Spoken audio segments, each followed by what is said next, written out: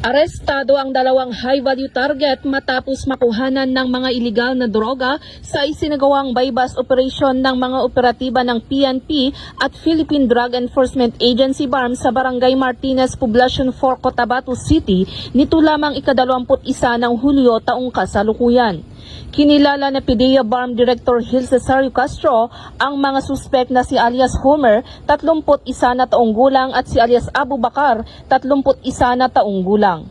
Naging matagumpay ang naturang operasyon dahil sa pinagsanib puwersa ng mga tauhan ng PDEA BARM, PNP Maritime Group kasama ang suporta ng Cotabato City PNP.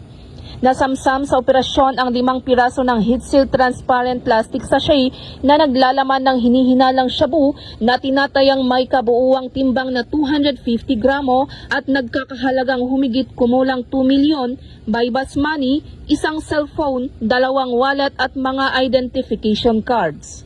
Ang mga suspect ay nahaharap sa kasong paglabag sa Section 5 ng Article 2 ng Republic Act 9165 o ang Comprehensive Dangerous Drugs Act of 2002 na may kaukulang parusang habang buhay na pagkakakulong. Samantala, patuloy naman ang Cotabato City PNP at PDEA BARM sa mas lalong pagpapaigting ng kampanya kontra iligal na droga upang masiguro ang kaligtasan ng bawat mamamayan.